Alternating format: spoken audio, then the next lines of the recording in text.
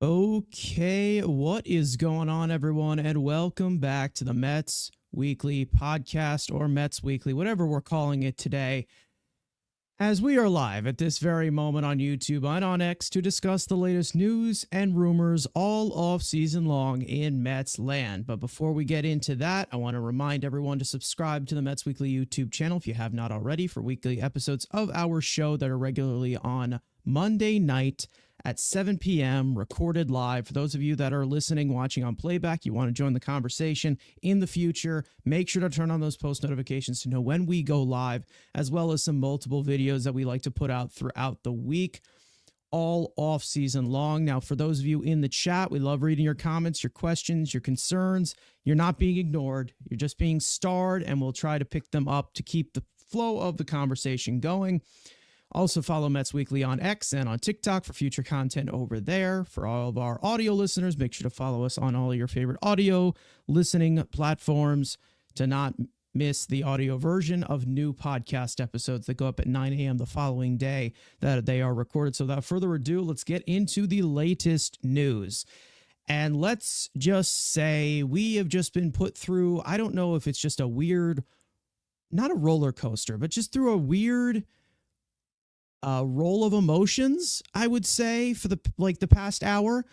Jesse Winker has re-signed with the New York Mets, which was something that I think we all expected as the most possible outcome for bringing in a bat to this lineup. But we also had some news about Pete Alonso that we will get into in a second. But as for Jesse Winker, the highest OPS ever in a postseason run in Mets history, came here over from the Nationals in exchange for Tyler Stewart, a pitching prospect.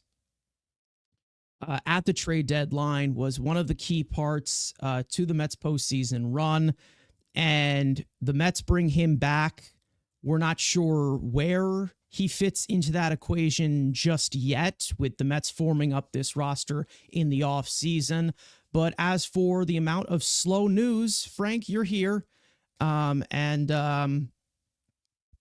do you think? The Mets finally make a transaction here.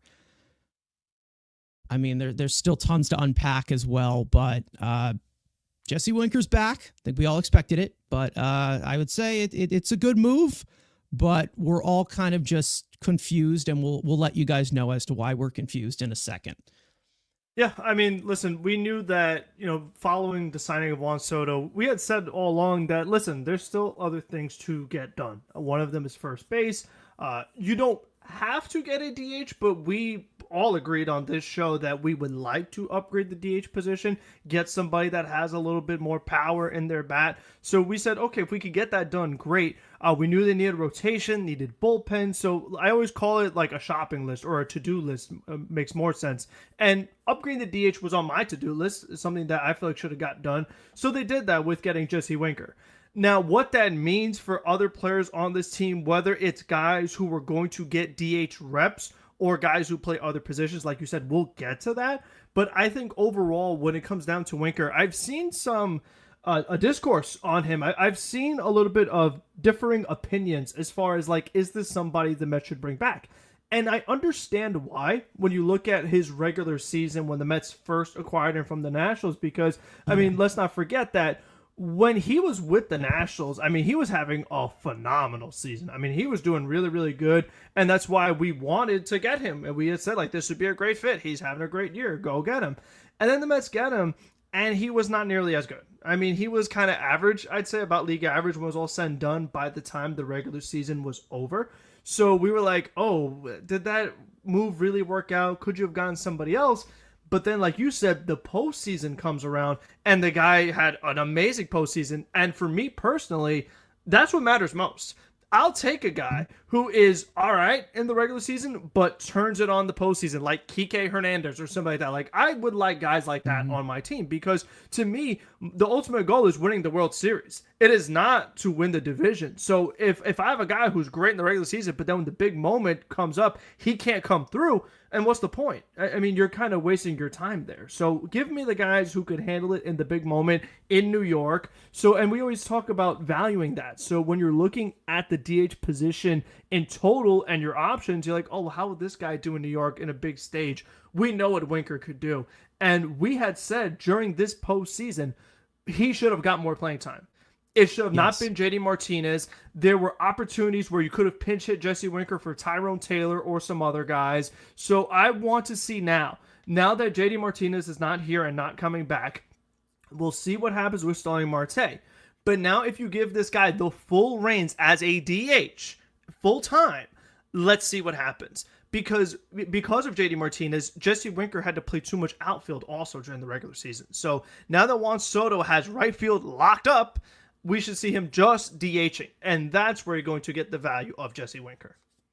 Yeah, I think that probably in a pinch, again, regularly, because we were talking about this with Alex Verdugo on our stream like 2 days ago, that maybe in a pinch regularly when you have a little bit of injury concern from Brandon Nimmo, who seemed to have a cortisone shot in his foot for the plantar fasciitis, or what, I don't know if I said that right. Plantar fasciitis. All right, man, that's okay. But apparently, maybe there is a little bit of concern, and that's the main reason as to why the Mets were continuing to shop in that outfield market.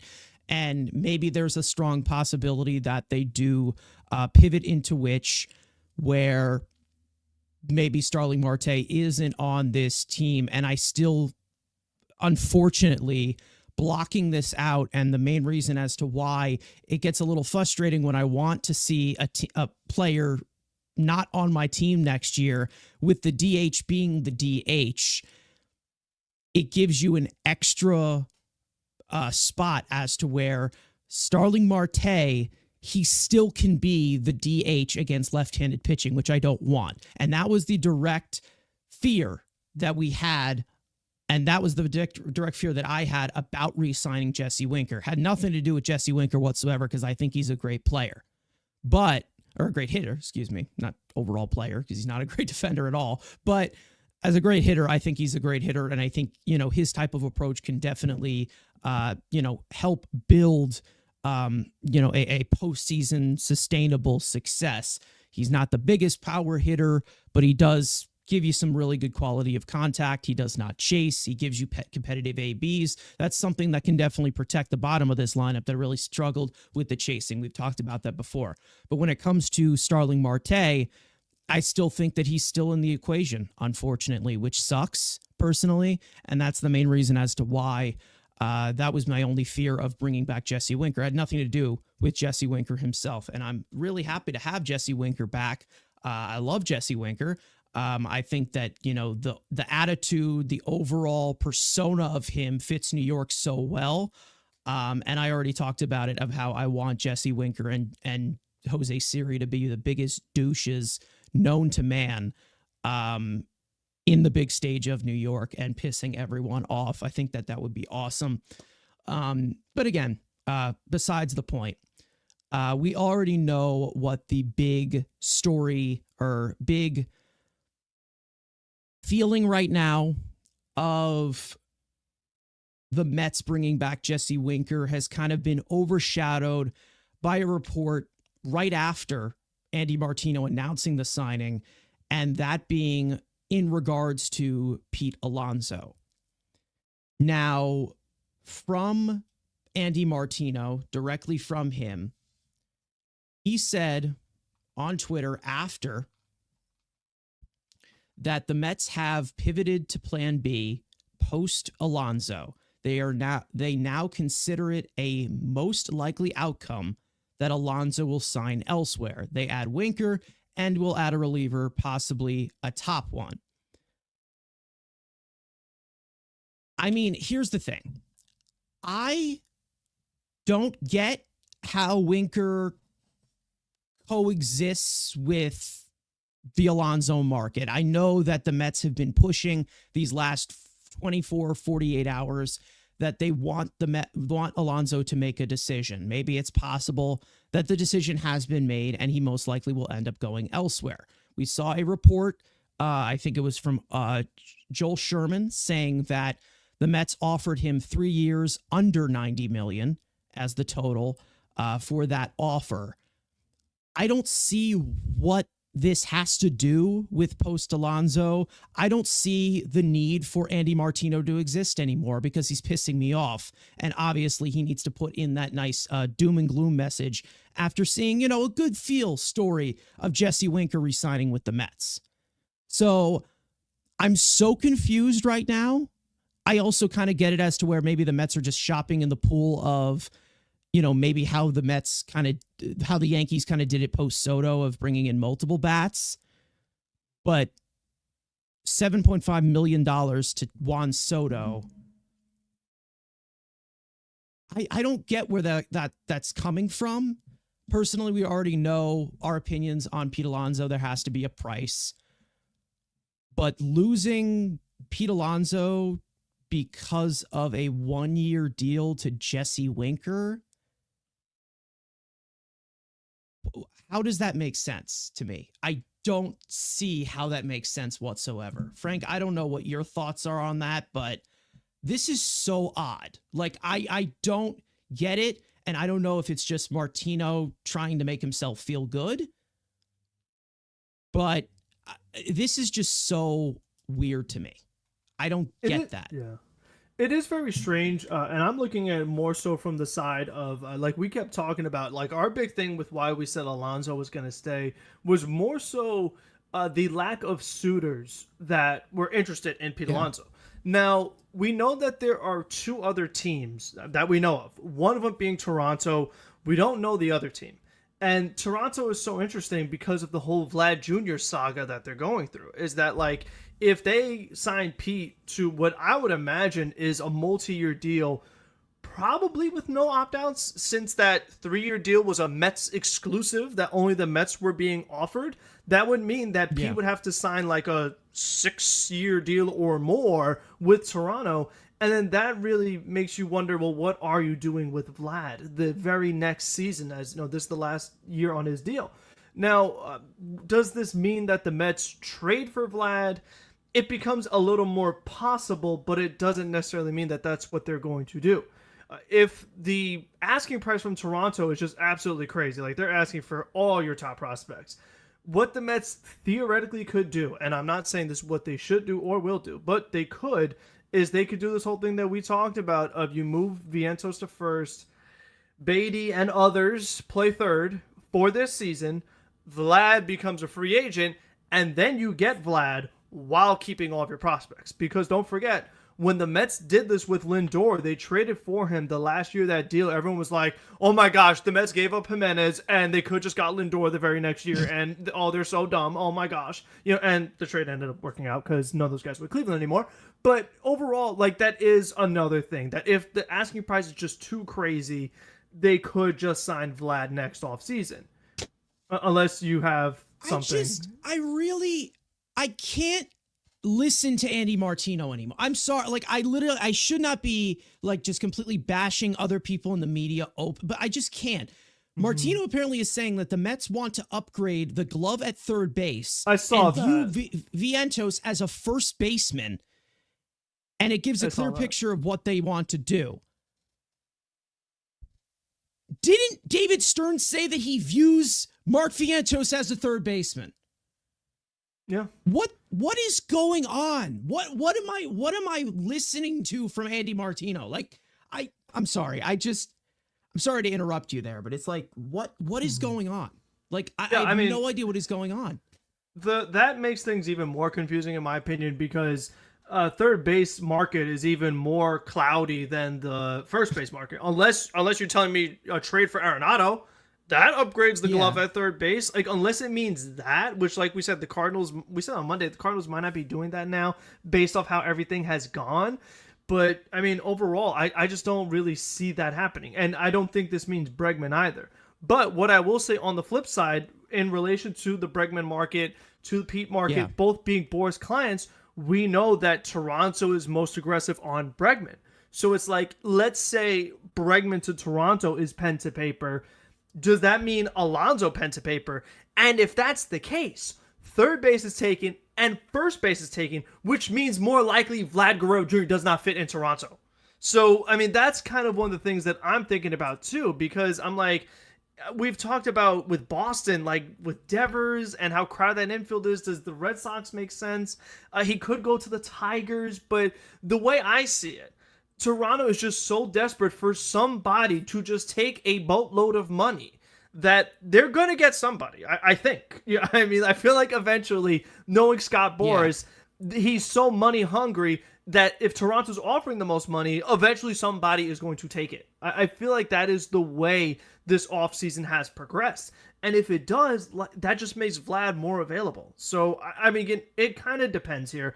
And I don't know if it's something like Boras is waiting to see what happens with Bregman to then decide Pete, or waiting for Pete to decide and then Bregman, because the Mets, I mean, I'm curious, like you said, what is the Mets plan here? Because I found it very interesting these last couple of days we've seen the Mets are like, we need a decision soon. Like, it must mean that the Mets do have I think they do have a plan B, because you don't say that if you don't have other things. It's like, if you don't take this, then we are going to get other guys to fill this in, because that's one reason why they would say something like that.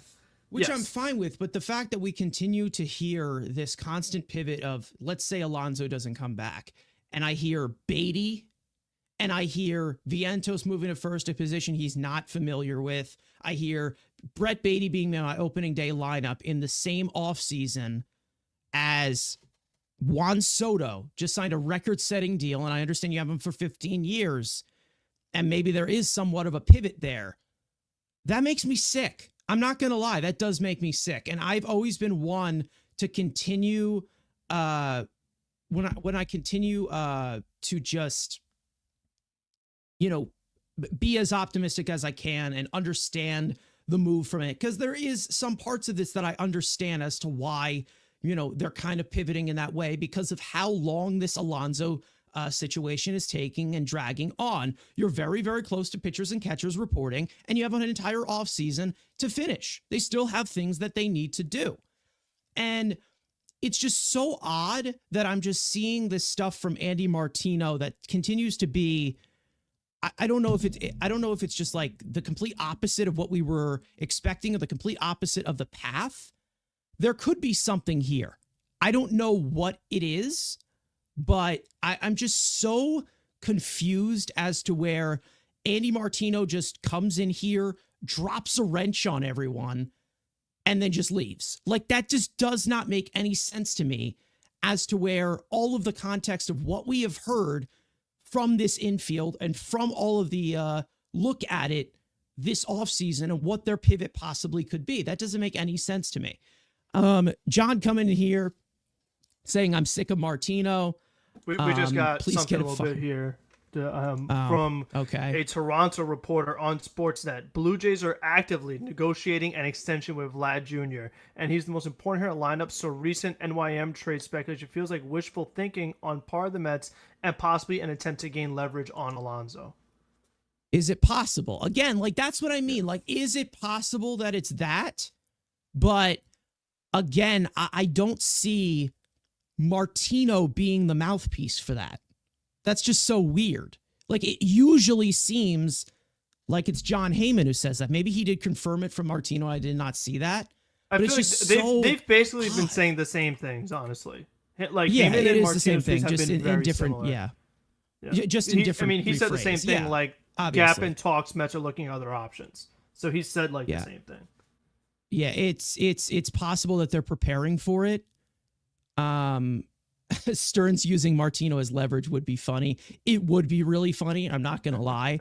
But like, I just, at the current moment, considering Alonso is not signed yet, that just doesn't make sense to me. Like, that really just does not make sense to me in the way that, like, I don't know. Seems like Mets and Alonso have hit a wall. Probably. But, I mean, then again, this is the thing that's really weird to me, is that upgrade of glove technically would also consider Bregman. I mean, Bregman also does fit that, but... And that's the thing. We just got a report that he does not want a long-term deal, and the Mets are not going to give him that. Yeah, exactly. So that's where like, I'm caught up to, is that if the Mets said no to 3 years to Pete, why would they say yes to 6 years for Bregman?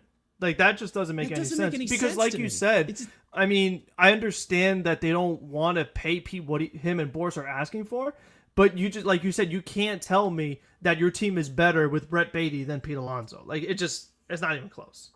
It's just really not even close. I mean, we've been critical of Pete, but we Beatty know was a first round that, pick and Alonso was a second round pick. So, yeah, but we know um, that Pete is quite a bit better. So I don't know if we do know that because again, Beatty's only 34 years old, and it could be nothing but up from here.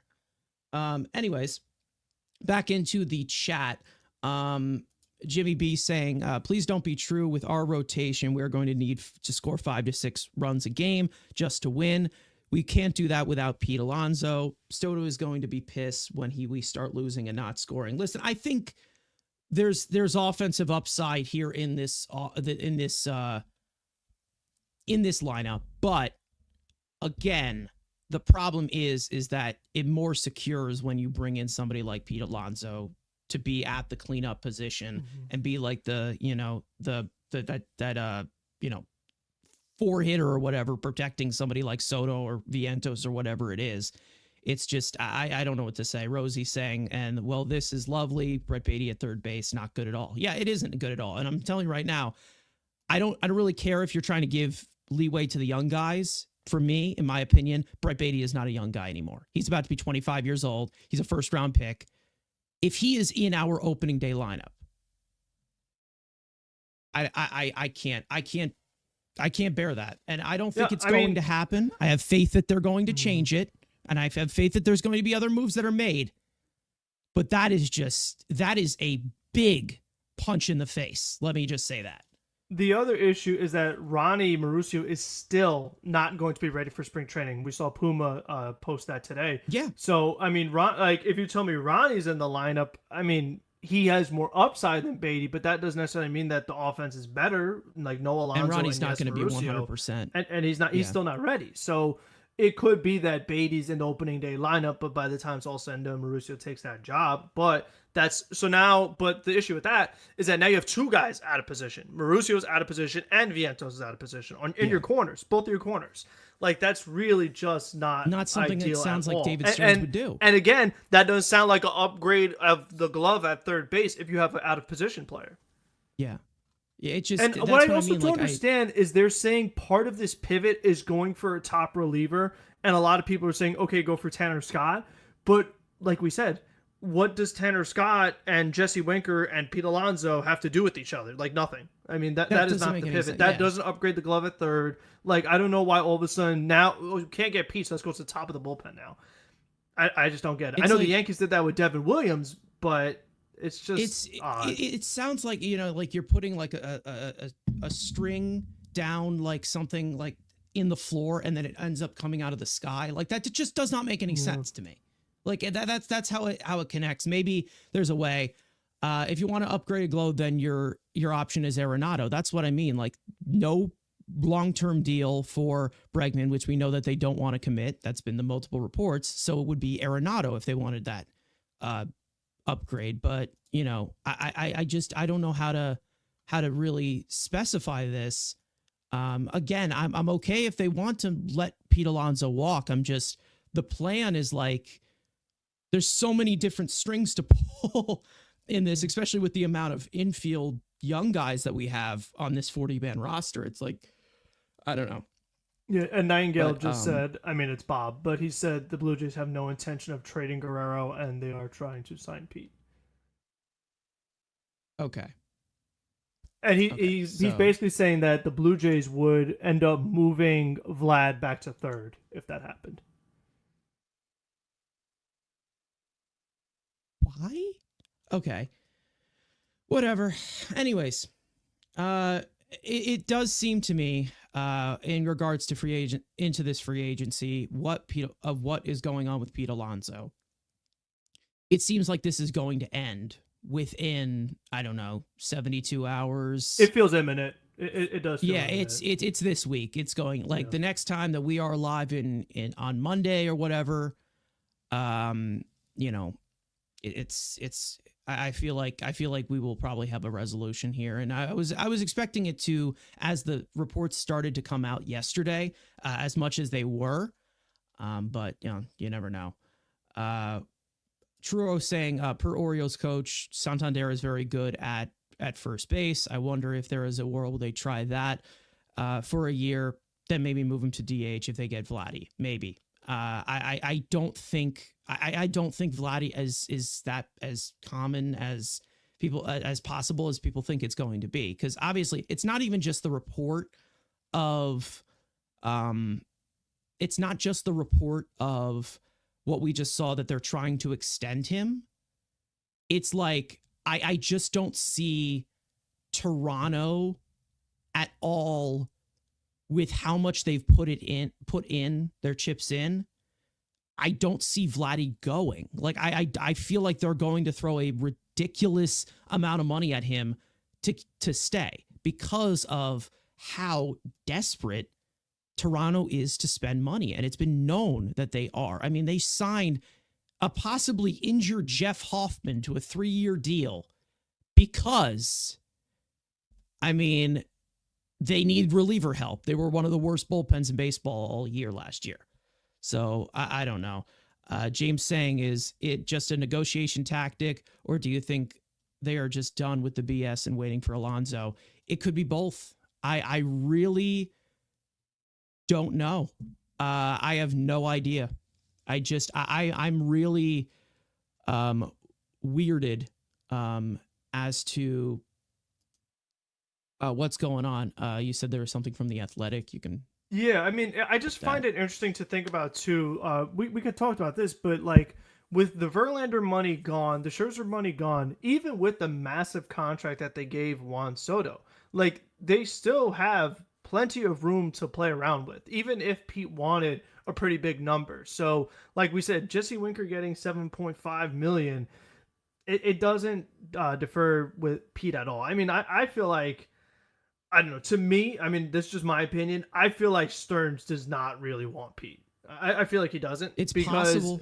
Because because even on a short-term deal, he won't go to it. Even though Cohen, I feel like, would say yes. So there's the only thing holding this back would be Stearns. And if he feels that he has a different vision that's more defense oriented, I mean, I'm waiting. I mean, listen, let's see what it is. I really am not blaming him for that. I really am not. I really just can't. Like, again, it's like if Stearns will be public enemy number one, fans are going to be turning on him right now on WFAN and social media. Let him. I mean, seriously, let him, because I'm telling you, I've talked about this before. We're not going to go to high heights for Pete Alonso.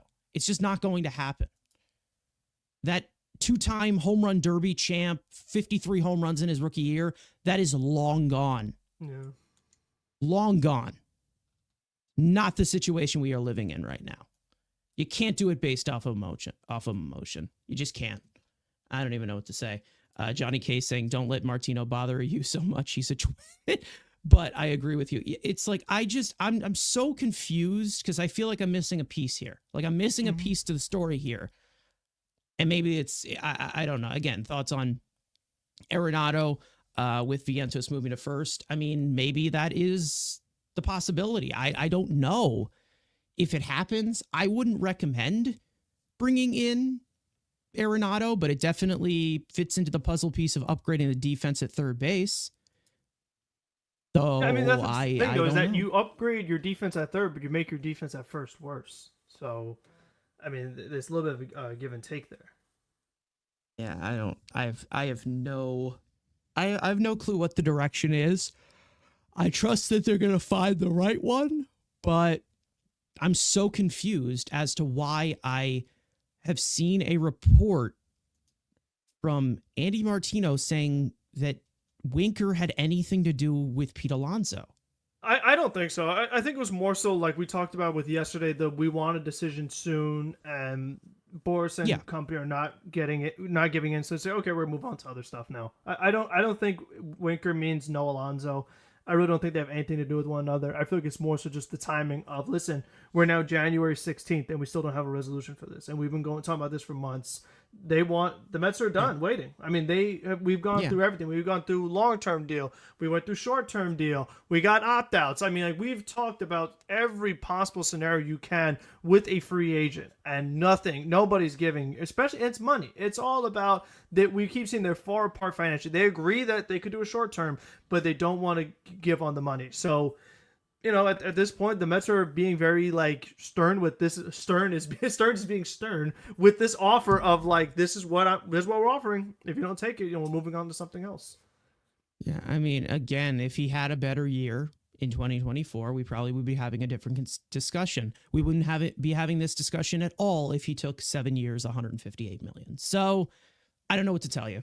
And, I feel like, they're just trying to pinch out as much as they can of the amount of money that Pete Alonso lost from just, I don't know. I don't get it.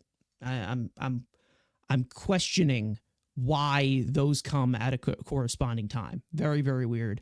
I just saw a tweet that is dedicated specifically to you, Frank. Kind of crazy that Narvaez's got a better contract than Winker did with the Mets. Epler truly was one of a kind. Hey, I mean, they're not wrong. They're not wrong. God. I mean, we had some ugly ones. I mean, we really, really did. So we'll see. I mean, I don't know if shortly but surely, Stearns to be getting rid of guys that he's not the biggest fan of. I mean, to me, I still think I know it's not really related, but like Brandon Nimmo getting paid to be a center fielder and then being moved to left field, answer me this: if Stearns was in charge, do you think he would have gave Nimmo the contract he has right now of like that 8-year deal becoming 30? Probably not. No. Probably not. So I feel like that's just like some of the things to consider here is that like it is Buster Olney. Indeed different management. Now, Buster Olney just said the Mets have shown interest in signing another outfielder and have been connected to Anthony Santander. Which, where would he go? Could that mean that Nimmo's traded? Like what I just said? Because like we just said, we talked about this on Monday. Soto's not going anywhere. Nimmo and Soto both can't play center. Santander can't play center. So what other outfielder you signed? You just signed Winker. I don't know what they're up to, but I hope they are up to something because this is just confusing. Well, I mean, if they do end up getting Santander, which obviously I want more than anything, like I will take him more than anything. Marte's gone. Marte's 100% gone. Yes. So yeah, Marte out. Again, it says outfielder, but I guess he's being categorized as outfielder. Why would you pay outfield money for somebody to play first base? It's just weird.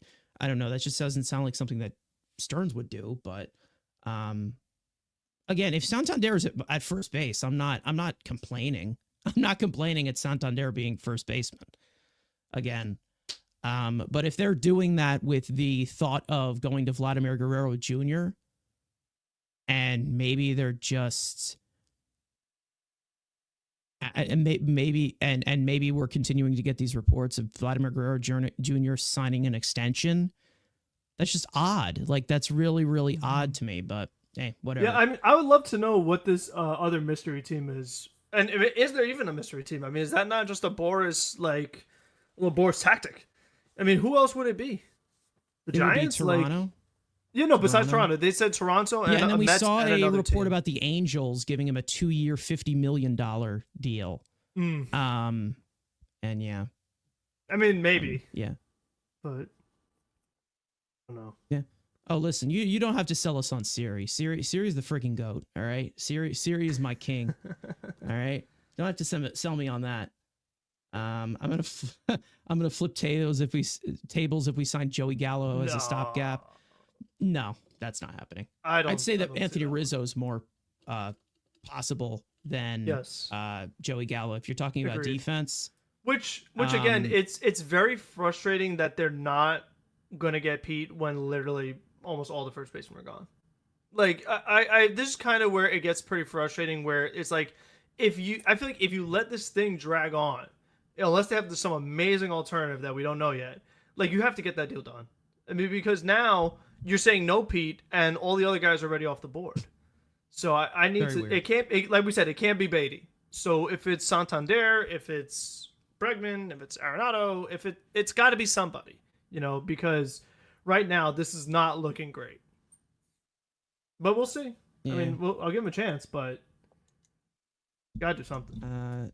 Don't tell me Santander can be counted on to put up those numbers anywhere close to what he did last year consistently. I'm not telling you that he's going to, but I see him as an actual legitimate bat that could be a decent pivot from Pete Alonso, but I don't know. I have no clue what the deal is. Do you think that the Mets are scared Pete Alonso would accept the Mets deal? Wouldn't accept the Mets deal? I'm not sure where he's going. Daniel's saying it, but I mean, I have no clue. I have really no clue what the negotiation is, and it seems like recently we're hearing it's like maybe the relationship between the Mets and Alonso is just basically like going up in flames right now. Like that's been some of the reports that I'm seeing. I'm like, what just happened? Like what exactly just happened that we haven't known already? I don't know. I mean, listen, Pete probably felt that he was very valued by the organization, and then seeing the way this has gone, he doesn't feel that same way. I mean, I understand that, but I mean, this is just business. I mean, Stearns is not Epler, like he is he has a way of doing business. Like some people might call it small market, but we'll see. I don't know. I really am not. Again, I am okay if they were to move on from Pete Alonso. I've said it multiple times. But this late to do it, it seems like they're cooking something. I don't know what it is. But we will find out what that will be. And hopefully there's some kind of your guy Wex soon. just made a good point. It's like if Viento is going to be a first baseman, you've now given him only a month to do that. Like that's also what we're saying is that like, I mean, I don't know. It's not great timing that now this late in the offseason, right before spring training, is when you're going to say, hey, you know what? We're not going to get Pete. We're just going to stick with what we got. If that was the case, I feel like you could have come to this resolution much, much sooner. Weird.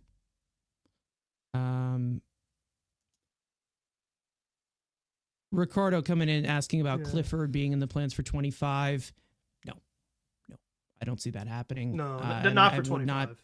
I would not plug in a prospect as the solution to replace a legitimate bat in your lineup.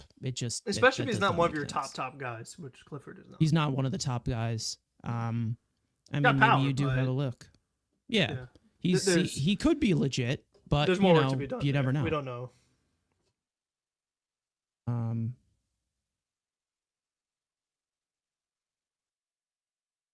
Mets are trying desperately to sign Guerrero from Toronto and are willing to wait the year to do so. I mean, maybe they are. Maybe that is the plan. If he signs that extension, the other team could be waiting for a while. Yeah, he ain't going anywhere if he signs that extension. So, it's possible that they overplayed their hand in that case. If Vlad were to end up, if Vlad were to end up just signing that extension, Pete Alonso, I don't know where he would go other than Toronto, maybe. But like, imagine, Vlad signs an extension, they get Pete Alonso as well. What are the Mets left with? Like, odd. Very, very odd. It's very weird. Very weird. But we'll see. I mean, like, a lot of things still need to happen. Like, Pete needs to sign pen to paper somewhere else. Vlad's extension needs to be pen to paper. Like, there's still, as much as we could speculate about who's going where and what's happening, like, until some of these other things actually materialize, like, until Pete signs with, like we said, maybe the Angels or somebody, anything is still possible.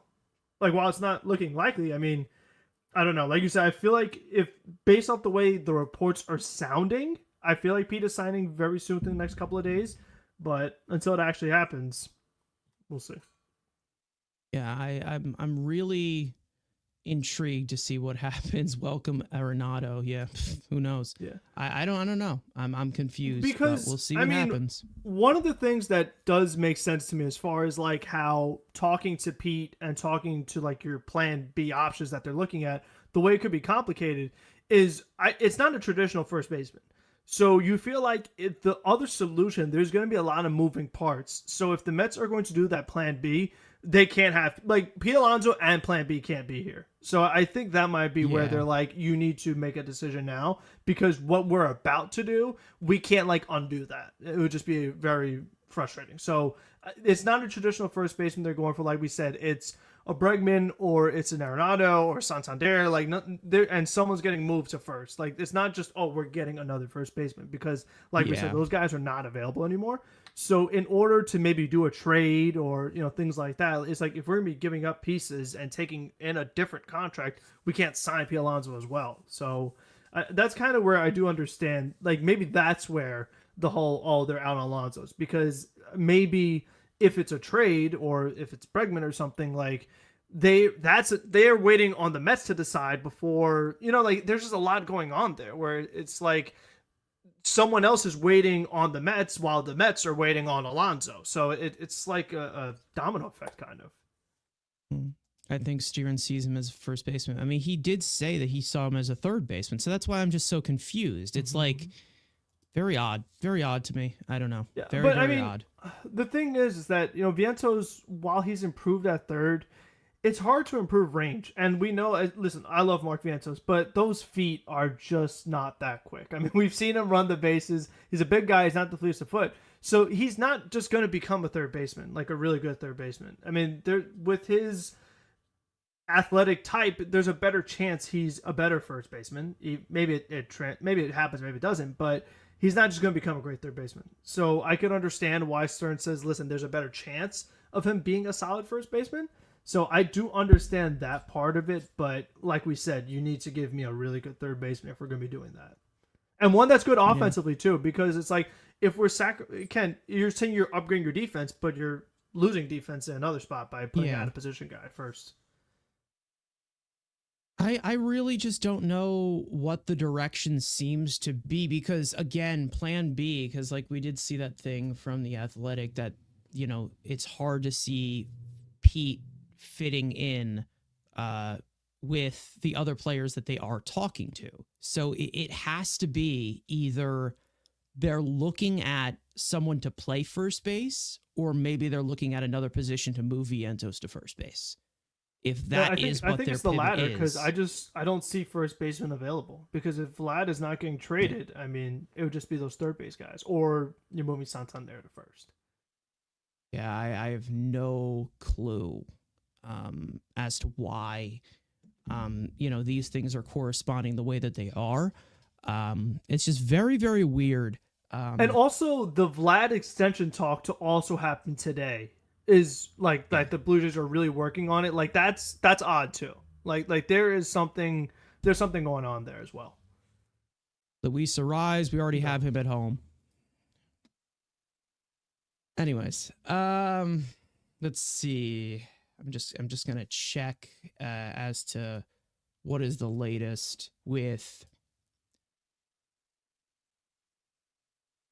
So really liked really like Vientos, but the guy is like Herman Munster who has heavy feet. I had somebody in our comment section, like I don't know if it was like 2 years ago, say like I looked like Eddie Munster, and to be honest, it's accurate with the hairstyle that I had in that video. But yeah, Vientos is definitely not fleet of foot. Let's just say that he is very, very slow. But it's kind of something that we expected from him. He's a bat.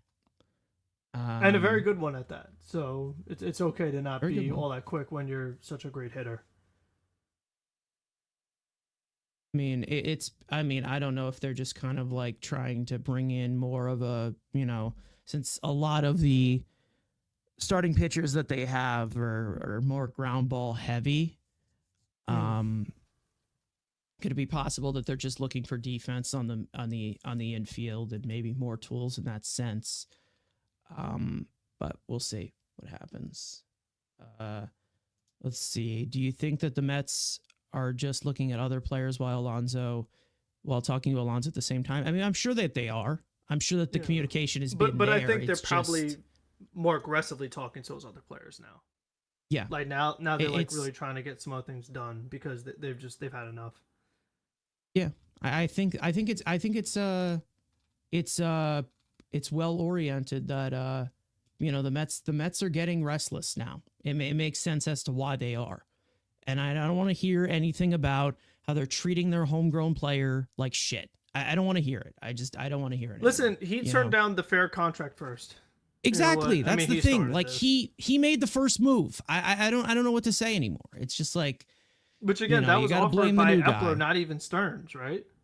It was by Epler, yeah. Yeah. So he would have been here already. He would have had the Brandon Nimmo thing where he's here right now. Exactly. You know? I mean, Stearns is a very different guy than Epler. I mean, the more time goes on, we are seeing. That's why I like him. Yeah, exactly. Like the Mets would not have done the Verlander Scherzer stuff with Stearns. No, absolutely not. It's totally different. Yeah, Blue Jays beat reporter advised that the Jays are actively working on an extension with Vlad. Which, who knows? Maybe that moves Pete Alonso into a corner as to where. I don't know. I have no clue, but I don't know.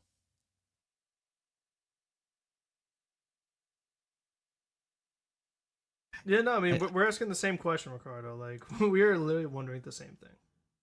Yeah. We're clicking at the same time. Yeah. Yeah, I don't know. But it seems like we're not seeing it right now. Yeah, I have no clue what the deal is there. But it also seems like there is a willingness from the Blue Jays to extend Vlad and also sign Pete Alonso. So it's not like Vladimir Guerrero Jr., if he were to sign an extension, that it just is like, oh, well, this is a tactic to break. Because it seems like they're willing to do both because the Blue Jays are just the Blue Jays. But again, it's just, I feel like we're kind of just spinning this narrative constantly of like, where the Mets had to accommodate to the homegrown talent, even though they have continued to be well reasonable in that. I mean, I really think, they did all that they could do. I'm not even saying like for the overall value of the player, they did everything that they can do. I don't know what to say anymore about it in regards to Pete Alonso. We're not giving him $200 million. It's not going to happen. Yeah, one more thing about the Winker and the Marte, since the thing that actually did happen was Winker. As far as the possibility of platooning the DH, it really just does not work in Marte's favor because, as we know, you're facing right-handed pitchers much more often. Yeah. But Marte is getting paid more than double, what Winker's getting paid. So I just find it very hard to believe that you're going to pay a guy near $20 million to barely play. Like that just doesn't seem smart stupid, doesn't it? And also subtract even more because he's most likely going to miss half the season with another injury. Exactly. But and like we said, as far as like, since Winker's not a great defender as it is, and he's already here, the way the bench actually constructs itself, like more and more so, Marte does not fit in.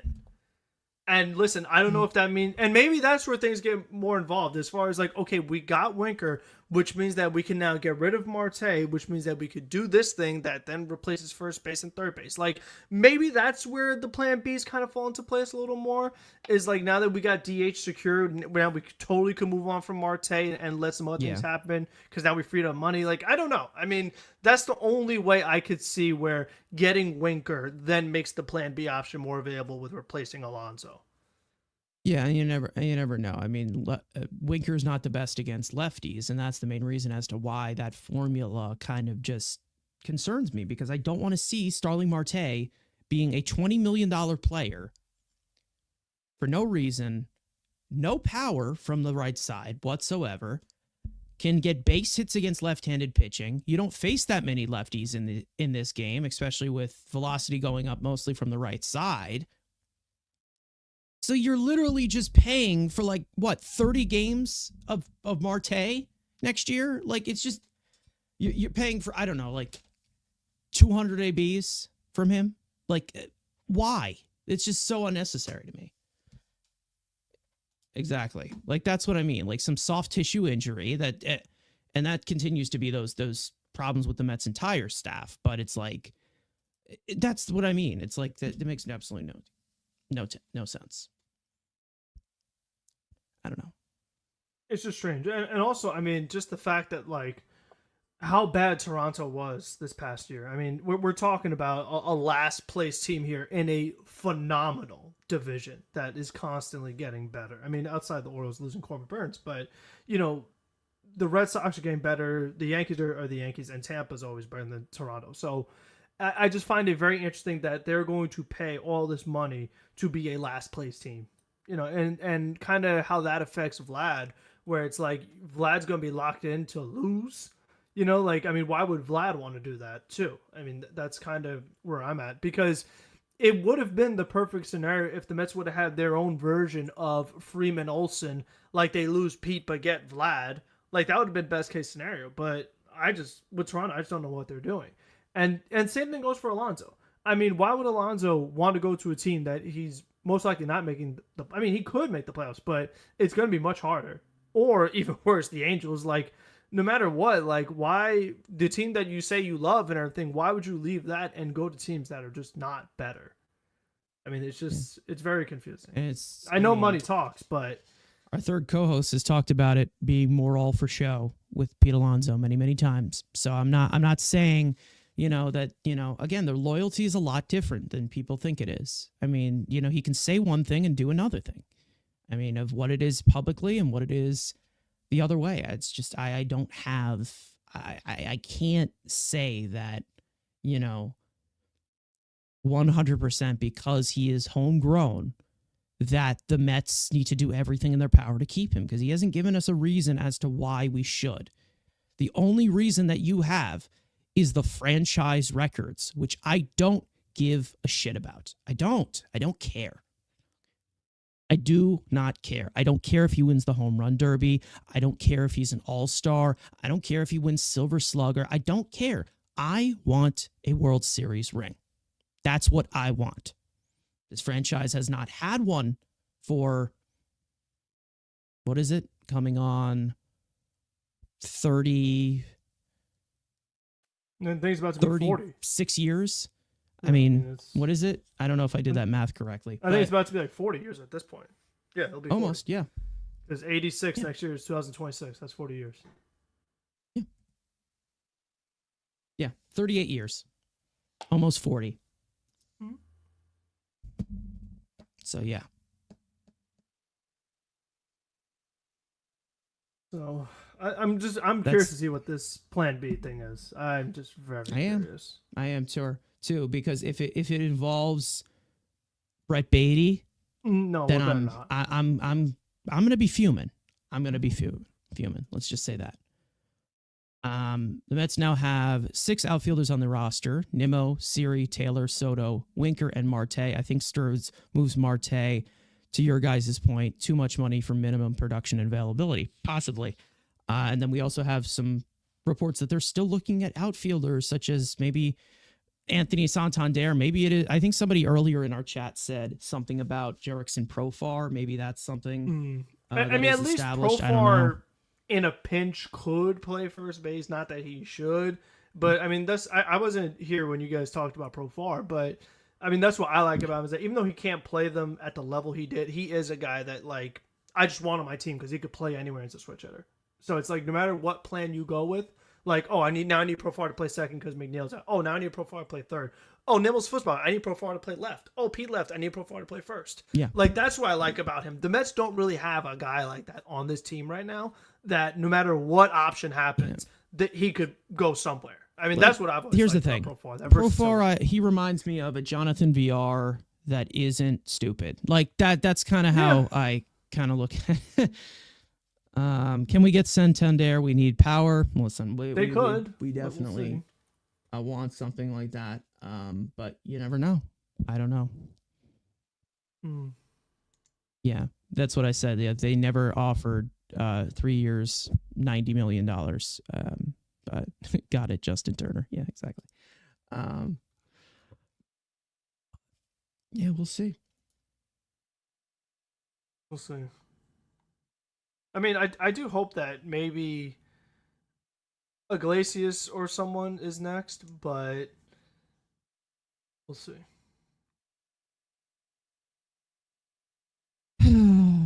Wow. So out of 6 control years of minimum that a homegrown player can stay with a franchise, Jeff McNeil got an extension before Pete Alonso. That is, listen, I am not saying Which that I feel Pete like that's another one Alonso Stearns would not have done either. they need to keep. I'm not saying that Alonso they need to 100% keep. But that is sad. That is very, very sad. It's a very sad fact. Crazy. All right. Or just sign Bregman already. I don't see that happening either. It seems like he is not willing to budge on the years. Seems like he wants 6, 7, 8. Doesn't seem the Mets want to do something like that, or other teams don't want to do that either. The Mets had a great offer. He said no. We've talked about it many, many times. We talk about it all the time.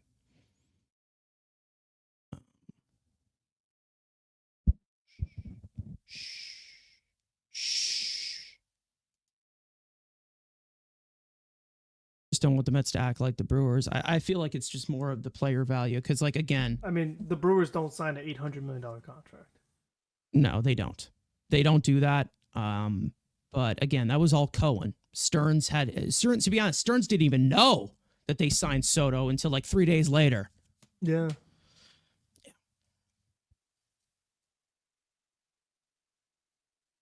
Anyways.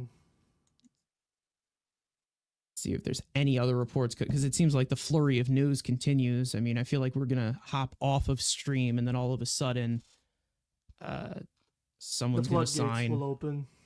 Yeah, the floodgates will just continue to open.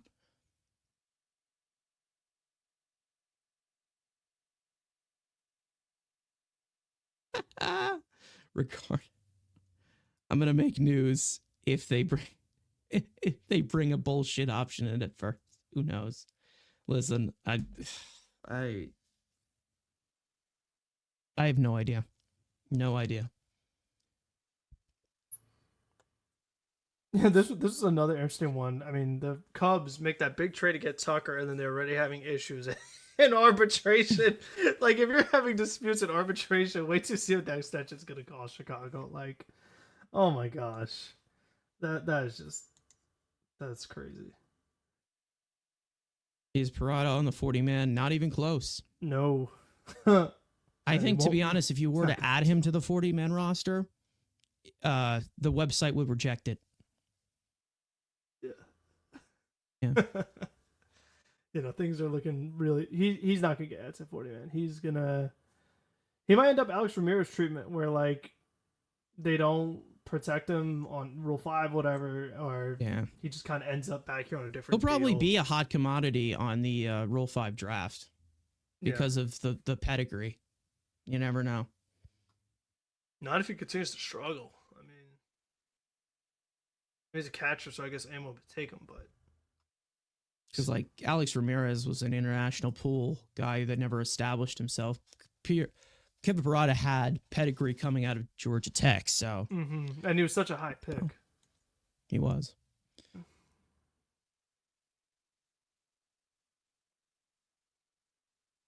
It is really crazy. Nuts. Well, as for some little news that we can just put out there, the Mets did sign a catcher from Puerto Rican winter ball. It looked like a Dumpster Dave still going. Onyx Vega, he had a 742 OPS in the Puerto Rican Winter League. So I'm going to guess that that's a minor league deal. Yep. Former Met DJ Stewart has signed with the Pirates. I saw that. Tomas Nido has signed a deal with the Tigers. Another Puerto Rican off the board. And then there was also some other news that I saw about the Mets, but I was very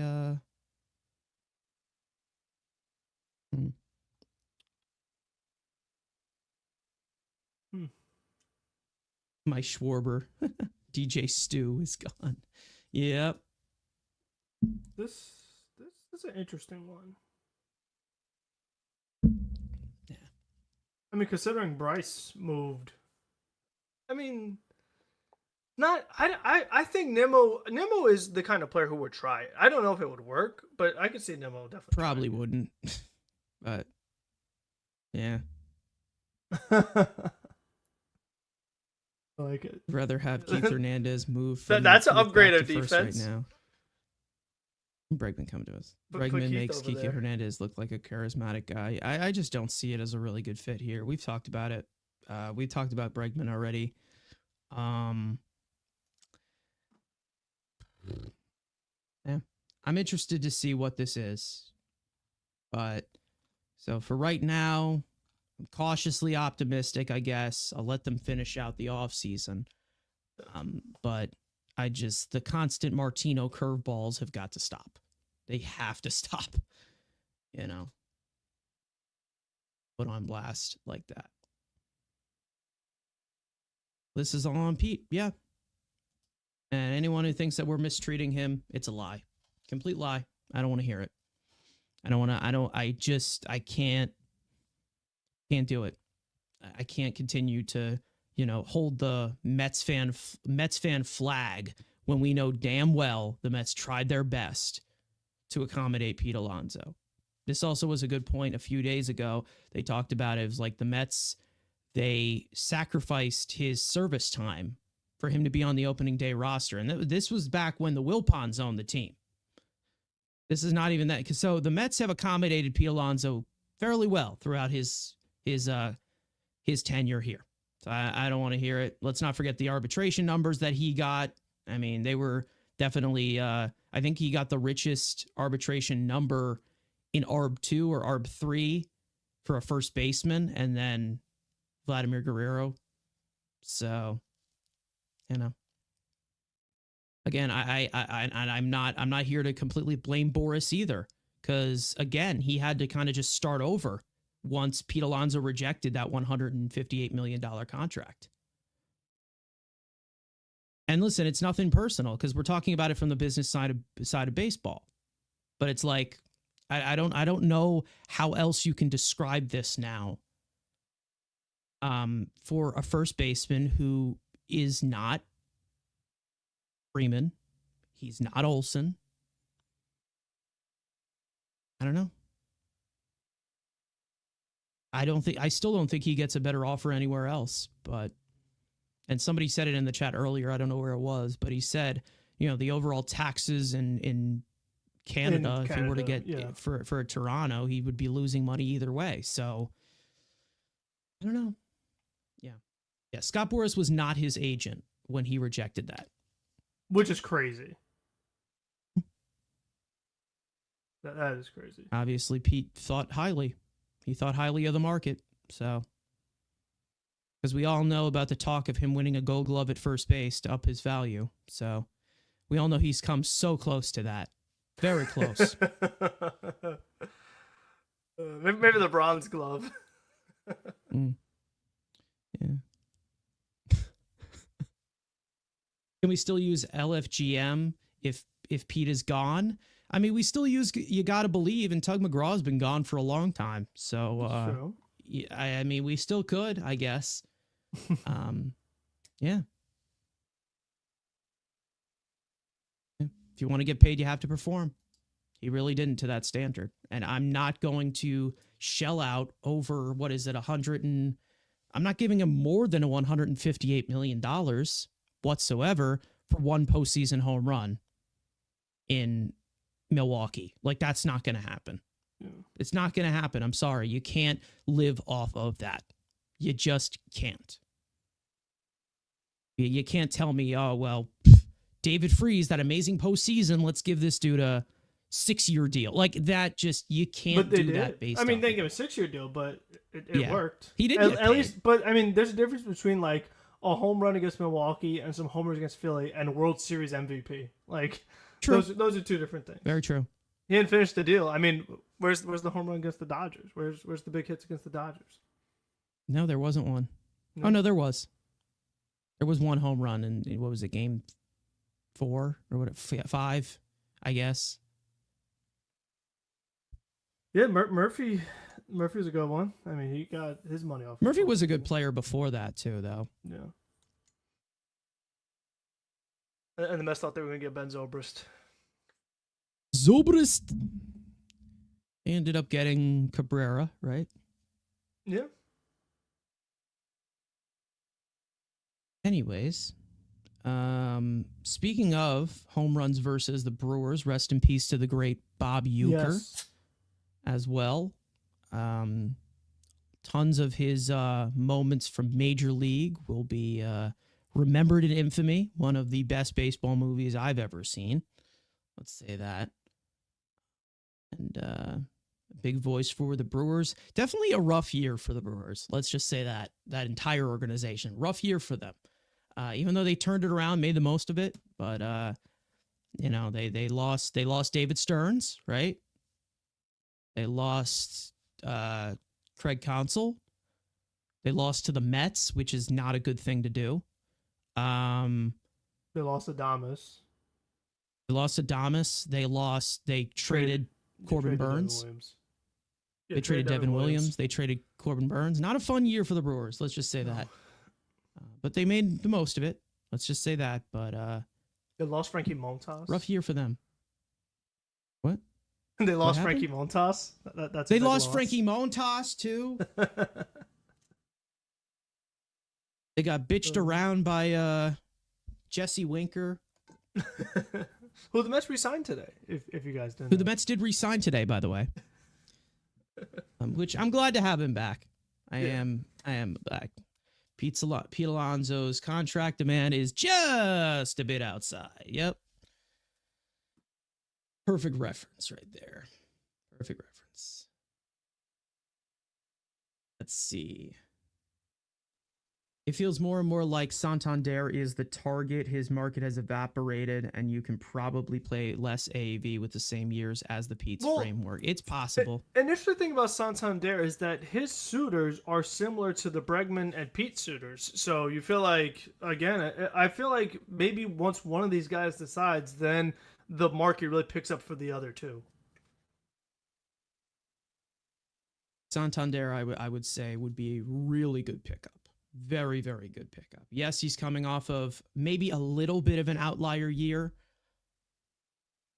But if you're talking about protection of, let's say, Lindor, Soto, Vientos, Santander as your top 4, I would take that. Those are all 30 to 40 home run threats right there. Unless, Vientos has a second year that's not great. Maybe he gets lowered into the lineup, but I'd say that's pretty good. Let's just say that. But we'll see. What are the odds that Showalter would sell McNeil as a first baseman? To be honest, I think everybody thinks that, Jeff McNeil, because of the batting title, he was one of the best hitters in all of baseball. That's literally just the thought from some fans, which is just not true.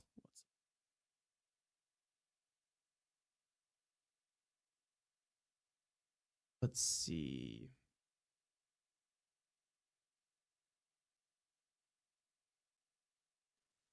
We'll see how this all unravels. But you never know.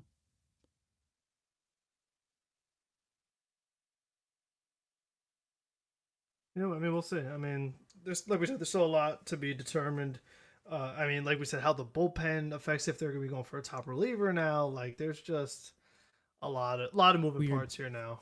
If no Pete, I mean, it's very interesting. Neil living off 2020.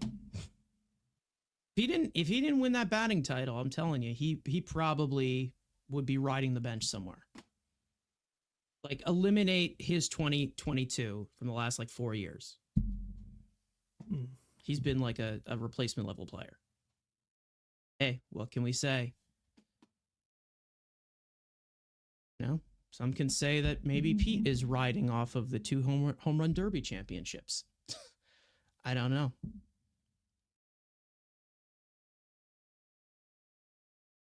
You and me both, Caution. You and me both. I think this is one of our highest donors in the chat as well. He's a very rich man. Don't hit him up for money. All right. Don't beg him for it. All right. He's just a very generous man. All right. We'll be on for about 5 more minutes and then we'll wrap it up here. One more time. The Mets have re-signed Jesse Winker to a 1-year, $7.5 million deal. Looking like he is going to be put back into the DH position. We don't know if it's going to be a platoon or not. Still plenty of offseason to be had, even though we are very, very close to pitchers and catchers. This offseason has just been very, very slow all around the league, just not for the Mets.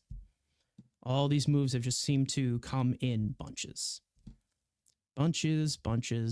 And I'm sure I'll have some information on the Mets payroll of, the full-on rundown on my Twitter later on with the Winker contract being added onto it. Most likely, if I were to give you an estimate, that probably would put them about $27 million over the, the $241 million first threshold. So we'll see. Yeah, I mean, and that's kind of what I was saying before. Like, we're still not in, like, Cohen range. Like, we're not. That's why I don't believe this. Oh, well, you gave 7.5 to Winker. No, Pete. Forget that. Can't afford it. That's it. Nope. We used up our budget. This ain't hockey. This ain't hockey. 7.5 goes to like a freaking point per game winger. Like that's a. How many relievers have the Mets signed for more? You know what I mean? Like. Yeah. It's really it's a really nice. How many is David Stern signed for more? I don't. That's the thing. It's like, I don't know. Very odd logic, but this is all coming from the mouth of Andy Martino, so I'm kind of confused. But we'll see what happens. Johnny's saying, I like these more spontaneous shows by you guys. Glad I had the chance to tune in this early afternoon today. Well, thank you for tuning in. Yeah, I wish we had better more happier news this time as to where we're not just completely confused, but Jesse Winker's back. I think we all like Jesse Winker. Did Ottavino make more in 2023? But very close. He did. I mean, which contract are we talking about? He has like 3 different contracts with the Mets. Yeah, he's still getting money. I'm pretty sure you get deferred payments in 2025. So the piece of Ottavino will be remembered by as he is gone but not forgotten. Not gone, but not forgotten. But yeah, he did make more, but that was given to him by Billy Epler, who does not count as an actual GM. Okay. McNeil and Marte getting traded. I wish, but it will never happen. Nothing will ever happen. To be honest, I think they're going to clone all of them. That's going to happen. They're going to clone both of them.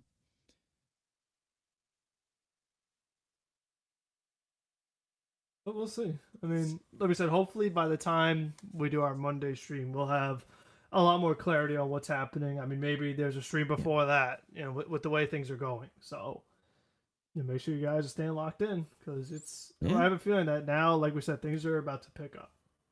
Yeah.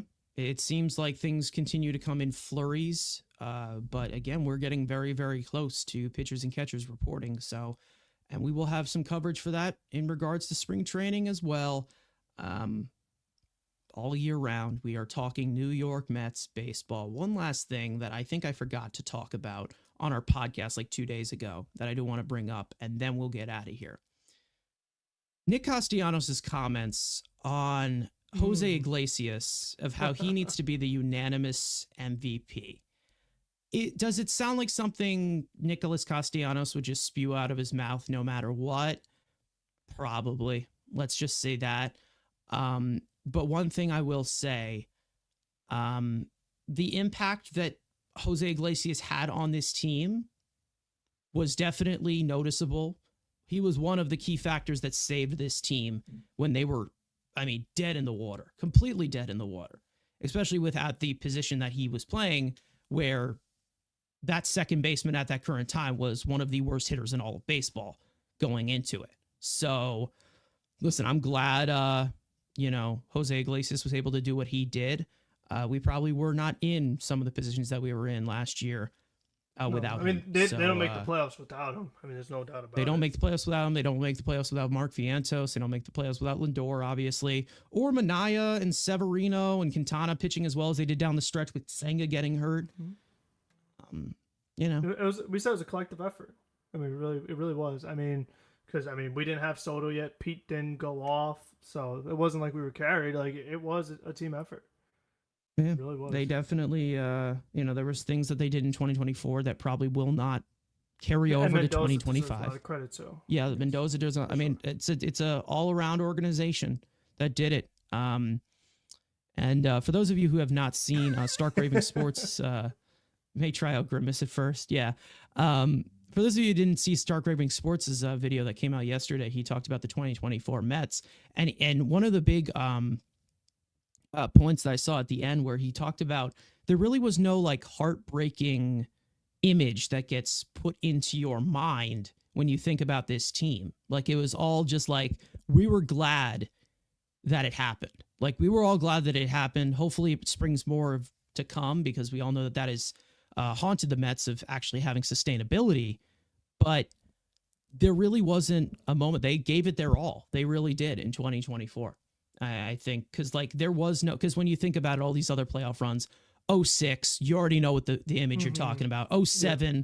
Tom Glavine on the last day of the season. 2008, the last game at Shea where they blew it.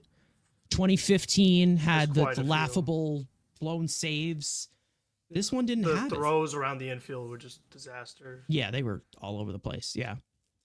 Cespedes basically just checking out. There's just names you could say. You could say, I hate to say names to older folks, but Mike Scioscia. They're just, you could just say a name and you automatically have the moment. There's just so many. Yeah. But with this, the only heartbreak was just, it felt like as the Dodgers were scoring 10 runs, it felt like just an extended, elongated heartbreak. Just a slow just rip. But I think it gave us a decent representation. It gave us a decent representation of where the Dodgers are and where the Mets are. That was pretty much it. And it wasn't anything completely scarring at all to any extent. Especially with a season that came in with some rough losses. It was a long season. It was a long season because they had to fight all the way to the end. But I will always look back on the 2024 Mets as a fond memory. I definitely will. With 2022, it's a lot different. There was more expectation there, and losing in that first round, 101 wins meant absolutely nothing to me. So, and 2023 gave you a little bit more of that example as to why, because they just completely fell flat on their face. Mm-hmm. Some people saw it coming. Yeah, you have Joe Musgrove as a 2022 villain. That was just, say that name. Yeah. We automatically know what you're talking about. Yep, Joe Musgrove is a demon. Is a demon inside. Yeah. Yeah. Yeah. They face planted into the playoffs in 2022. I don't look at that season as fond as people do. I just don't. Sorry. Anyways, I think we're going to wrap it up here. For those of you in here, thank you guys so much for watching. We hope you enjoyed this live conversation. One more time, the Mets have re-signed Jesse Winker to a 1-year, $7.5 million deal. We'll see what happens with Alonso. We'll see what happens with the rest of the market. Still tons of free agents that have yet to sign. Very close to pitchers and catchers reporting. For those of you watching on playback, you want to join the conversation live in the future, make sure to subscribe to the Mets Weekly YouTube channel. Turn on post notifications to know when we go live. And of course, make sure to follow us on X, TikTok, follow all of us individually, including our third co-host, Andrew, who's not here. And of course, finally, Let's go Mets, and we will see you guys next time when news breaks or on Monday for the next episode of the Mets Weekly Podcast. We'll see you.